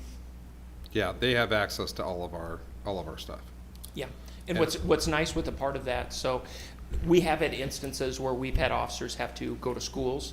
So if we go to Thomas Jefferson, the school resource officer at Kern Junior High can look at the videos, and they can say, okay, when you go in, you're gonna go down, you know, hall A, and you're gonna look for this room and stuff. So they can actually watch the video, and they can help the officers when they get on call by watching the videos to help us go to the situation quicker. And we also have, one of the reasons we like updating all the access to all of our doors is everybody now, Yep. we have the same system as far as door access that Council Bluffs and St. Albert, I Correct. think, also have. And so they have one badge on them that then they can get into any district in the city, so. Yeah, we all They're have not- we all have individual key cards. Yep. As soon as the newer officers pass what we call as our FTO, which is our Field Training Officer Program, every officer gets one. So Every SRO or every no, officer on the every street? officer. So if there's an instance where I'm called to a school, I've got a card no matter where it is, I can get in that school, and every officer on the street has one. That's good information. Yep. Any other questions? No questions. I'm just glad that we have a partnership with Council Bluffs Police Department. Oh, thank you. Well, like I say, I'm excited because I went to the SRO school, actually the I Love You Guys Foundation out in Colorado. It was in Columbine. So I went to a part of that. I was at the school. I was actually in Columbine High School, taught by some of the SWAT members who were on call, talked to the principal, the superintendent was on there. And it's just, it's a scary situation, but it's something that unfortunately we need these nowadays. So I'm glad Lewis Central is going to have a school resource officer. What does that look like to you, or is that up to us as far as, do you spend your time at the high school all the time? Do you go to the middle school? Well, what's kind of nice, right now the officer will be based out of the high school, but it's kind of nice, obviously, with Lewis Central. You know, you've got the elementary, unfortunately, over in Twin City, but you've got Titan Hill here, middle school there, the high school there. So if a situation arises, the officer will go where needed. The majority of time will be spent at the high school. However, if a situation arises at one of the other schools, he can absolutely go there to assist. And when I say he, obviously we've got a female, that's applied as well, so it could be a female officer as well. Okay. Yep, and the agreement just spells out, you know, we're basically purchasing 75% of their time, which is really their package, which is salary and benefits, and then any additional, like, uniform, that kind of stuff. So we'll pay 75% of that. Comes out to roughly $130,000. We will get $16,000 back in operational sharing. But then they're assigned to us pretty much every day school is in session, and then, you know, maybe a couple days before and a couple days after, and if we have any training and that kind of stuff that we want them to do. The agreement really kind of spells out, you know, that they are a uniformed officer, that they fall under the guise as far as their evaluation of the city of Council Bluffs. However, obviously, we're the ones which we're purchasing their time, and so we'll be able to consult with them and have conversations about, you know, anything that may need to improve upon. And then it kind of goes down here as far as, like, you know, situations. What does it mean when they have to do things? So really the distinguishable differences between, you know, having, you know, we've had Dean Sharp for years and who's a retired police officer, really a civilian at this point, and then having a uniformed police officer. Uniformed police officer obviously will carry on school grounds. They can make arrests, they can ticket students, they can still do the supervision, you know, as far as like being present in hallways, being present at lunch, having conversations with kids when we need them to, or parents who are driving erratically in the parking lot. You know, they'll be a direct referral to the police department when we need something, versus having, you know, to call and have somebody come up, you know, stop by and issue a ticket. I know that our city police do awesome with that, but I can't imagine it's super great to think that they got to go out of their way to come up and issue a ticket for, you know, having a vape on campus, rather than, you know, now we'll have somebody here that can do that for them. And then, you know, but some of the things that are a little bit different are like, for instance, if right now, if we have a student that, you know, we believe has something on them, you know, we can have reasonable suspicion to pull them in and have them empty their pockets and search their backpack and everything else. That is a different level when it comes to a uniformed police officer. So the administration will have to do a little bit more than that, which isn't a big deal, but people always want to know, like, how is it, like, different in a negative way? Well, that's probably the biggest difference is, you know, that because of their status, you know, they're a little bit more, but that's obviously, we have administrators that can do that and do that all the time. So that's really the only downside I can think of the difference between, you know. Does this impact our insurance? Or if something should happen, We- are like- you covered? Or We are absolutely covered by the does city it as fall well. under the school? No, we are absolutely covered by the city as well. Because once we are there, obviously, as a representative of the school, but we're a school resource officer. But once we take effect, then we're acting as a police officer. So then we're City of Council Bluffs. So our insurance doesn't go up? Yeah, it'd be different than, you know, when they talked about teachers carrying at one time. Yeah. Is there any type of messaging that goes out to the student body or any parents or anything like that in the change, like at the beginning of the year? I don't know if perception would be different or not. Yep, I've actually talked to the chief about that, and they will have some, and I'm sure you guys probably have some canned stuff that you can send us that we can send out to our Oh, absolutely. to our constituents and just let them know. Like, and that's one of the things we'll do. Once we have somebody in place, we'll have, you know, Emma will help us draft some language that we can put out on social media to let people know, like, hey, we now have an SRO. This is who it is. Let's welcome them into the Titan family, and they'll be on site. This is going to be their duties, responsibilities, you know, et cetera. So. All right. Thank you very much. Thanks All right. again. Thank you. That's it. You guys can go. Thank you. Thanks. Appreciate it. All right, 8.07, open enrollment requests. So closed session is recommended to discuss this late filed open enrollment application. Per Iowa Code 21.51A, closed session is appropriate to review or discuss records which are required or authorized by state or federal law to be kept confidential or to be kept confidential as a condition for that governmental body's possession or continued receipt of federal funds. Do we have a motion to move to closed session? Motion to go to closed session. Second. Any discussion? Vote, please. Mrs. Sandow? Yes. Mr. Sorensen? Yes. Mr. Sturm? Yes. Miss Adkins? Yes. Mr. Buck? Yes. Mr. Wright? Yes.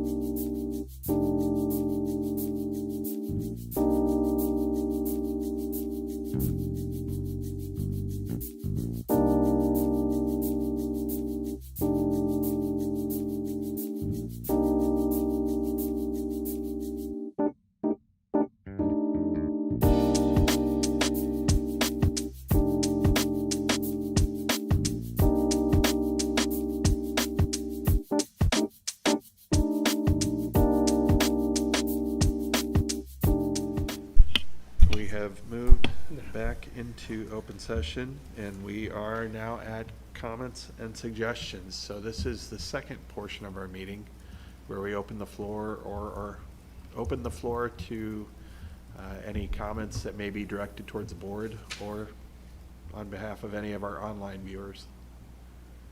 We'll give it a couple minutes for anybody that might be online. We have a few from earlier, but they like don't have their name or anything. Do you still want me to read them just so they're read? You can. Yeah, you can. Okay. That's fine. They're kind of like train of thought, like as you're saying stuff. So, looks like maybe Nathan Dostal. This is crap. Start a new tradition for all kids from now on. Apologizing for not doing the same for other kids. Graduation is one of the biggest milestones of their life. And then another comment said, make this the consistent. We have benches and pictures for students who have passed. We have over 400 plus signatures that we want this change, but Chattel is not persuaded by a petition, in his words.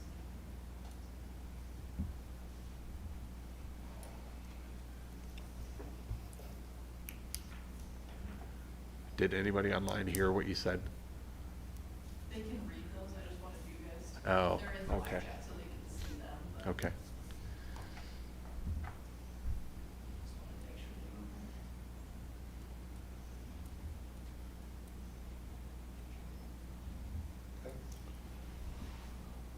Well, I guess I will still stand by my,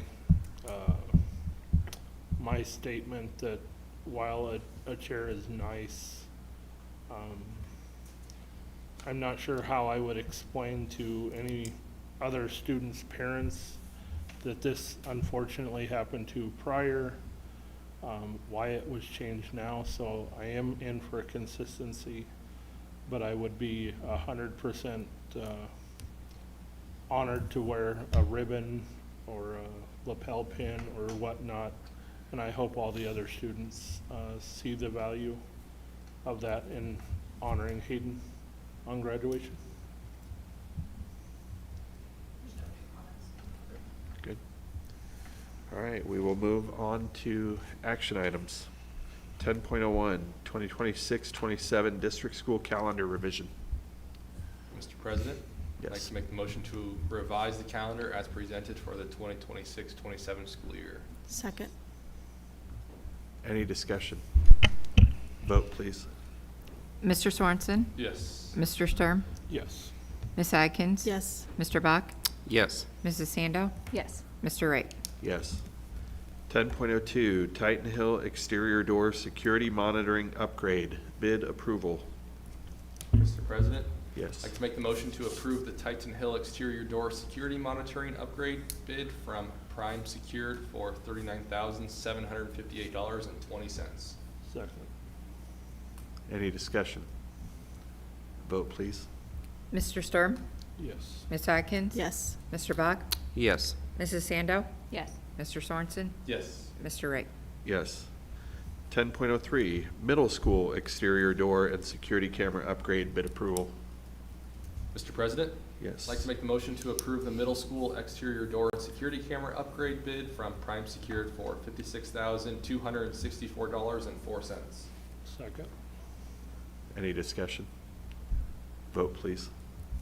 Ms. Atkins? Yes. Mr. Bach? Yes. Mrs. Sandow? Yes. Mr. Sorensen? Yes. Mr. Sturm? Yes. Mr. Wright? Yes.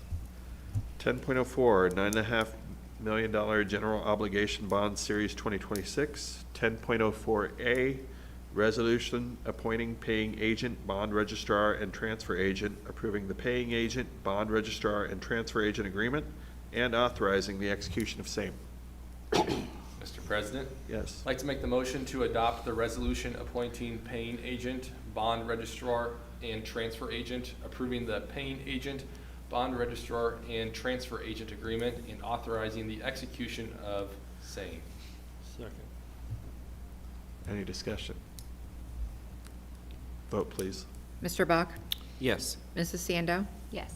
Mr. Sorensen? Yes. Mr. Sturm? Yes. Ms. Atkins? Yes. Mr. Wright? Yes. This resolution has been passed. 10.04B, approval of form of tax exemption certificate. Mr. President, I'd like to move that the form of tax exemption certificate be placed on file and approved. Second. Any discussion? Vote, please. Mrs. Sandow? Yes. Mr. Sorensen? Yes. Mr. Sturm? Yes. Ms. Atkins? Yes. Mr. Bach? Yes. Mr. Wright? Yes. 10.04C, approval of continuing disclosure certificate. Mr. President? Yes. I'd like to move that the form of continuing disclosure certificate be placed on file and approved. Second. Any discussion? Vote, please. Mr. Sorensen? Yes. Mr. Sturm? Yes. Ms. Atkins? Yes. Mr. Bach? Yes. Mrs. Sandow? Yes. Mr. Wright? Yes. 10.04D, resolution amending the resolution authorizing the issuance of approximately 9.5 million general obligation school bonds, Series 2026, and levying a tax for the payment thereof, adopted February 2nd, 2026. Mr. President, I'd like to make the motion to adopt the resolution amending the resolution authorizing the issuance of approximately $9.5 million general obligation school bond, Series 2026, and levying a tax for the payment thereof, adopted February 2nd of 2026. Second. Any discussion? Vote, please. Mr. Sturm? Yes. Ms. Atkins? Yes. Mr. Bach? Yes. Mr. Sandow? Mrs. Sandow? Yes. Mr. Sorensen? Yes. Mr. Wright? Yes. The resolution amending the resolution has been passed. 10.05, wrestling mat fundraiser approval. Mr. President, I'd like Yes. to make the motion to approve the wrestling mat fundraiser as presented. Second. Any discussion? Vote, please. Ms. Atkins? Yes. Mr. Bach? Yes. Mrs. Sandow? Yes. Mr. Sorensen? Yes. Mr. Sturm? Yes. Mr. Wright? Yes. 10.06, 28E, agreement with City of Council Bluffs for school resource officer.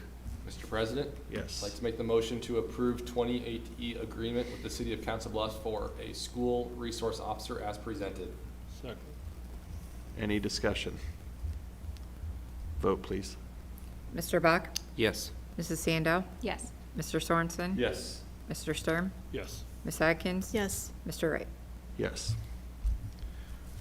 10.07, open enrollment request from closed session. Mr. President? Yes. I'd like to make the motion to deny the open enrollment request for student A as presented in closed session. Second. Any discussion? Vote, please. Mrs. Sandow? Yes. Mr. Sorensen? Yes. Mr. Sturm? Yes. Ms. Atkins? Yes. Mr. Bach? Yes. Mr. Wright? Yes. I don't have the statement for this. I was looking. So closed session is recommended to discuss superintendent evaluation per Iowa code.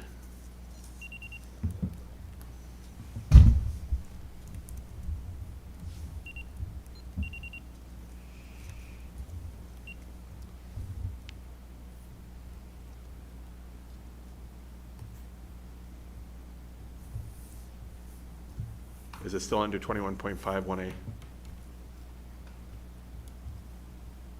Hang on, I'm grabbing it from the last agenda.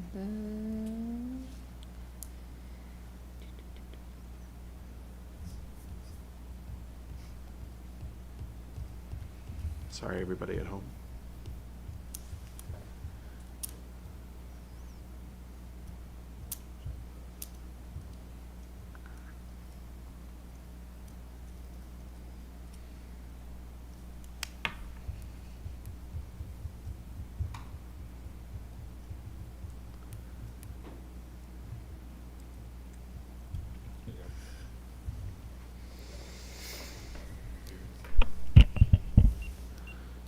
Okay, so it is 21.5. Good job. Per Iowa Code 21.51A, closed session is appropriate to review or discuss records which are required or authorized by state or federal law to be kept confidential or to be kept confidential as a condition for that governmental body's possession or continued receipt of federal funds. Do we have a motion to move to go closed into- session? Motion to go to closed session. Second. All those, vote please. Mr. Sorensen? Yes. Mr. Sturm? Yes. Ms. Atkins? Yes. Mr. Bach? Yes. Mrs. Sandow? Yes. Mr. Wright? Yes.